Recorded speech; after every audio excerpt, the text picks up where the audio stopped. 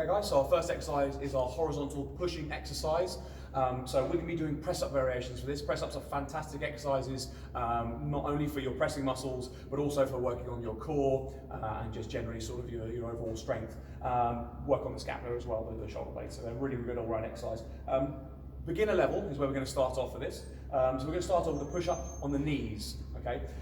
You could also, for a beginner level, you could do this as an elevated press-up.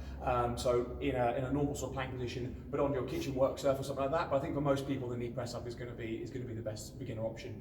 All right. So all you're going to do is get into a kneeling stance, a tall kneeling, and then just work your way down to the floor. Now, typically with kneeling press-ups, we do find that sometimes people have their hands in the wrong placement, so they'll be too far out in front. So you'll see that here my elbows are kind of tucking underneath me like that. What we generally want is the hand to be just in line with the sternum at the bottom of the position. So down in here, you can see that's roughly about right there for me into that middle position. So with this one as well, try not to let the back arch.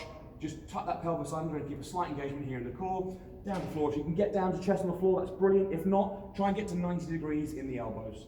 Okay, that's a good beginner version. If we want to just progress that on, really simple. We're just going to go from that same press up onto the toes. Okay, so classic press ups. Same thing with this one. Because you're on your toes, start with your hands in that kind of in line with the sternum position, and exactly the same thing. Keep the elbows slightly tucked in on the way down.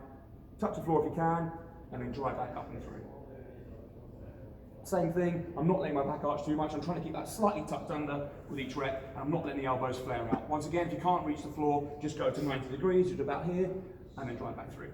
Okay? If you want to add a slight increase of difficulty to that intermediate exercise, what we could do, I've got 2 Pilates blocks here, but what you could do is just use some books, that'd be nice and easy, is create a deficit, so hands up on those blocks, and then down onto that floor again. We're going to increase the stretch that we've got at the bottom position, so it just creates a little bit more difficulty there. But for the advanced one on this one, what we're going to do is we're going to introduce our band.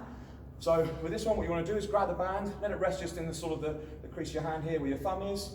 Both hands in the band like that. Take it over the back. Let it just sit on the back of the arms, okay? So I want to sit on the triceps. Make sure the band's nice and calm position. Just do a couple of reps here, just to make sure it's all settled.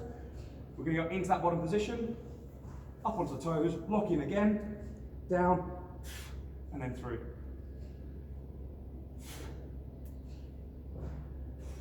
Once again, come out of it, band off nice and slow, and go overhead. And obviously, you can increase the resistance by just going up a level of bands. Thicker the band, the harder it's going to get.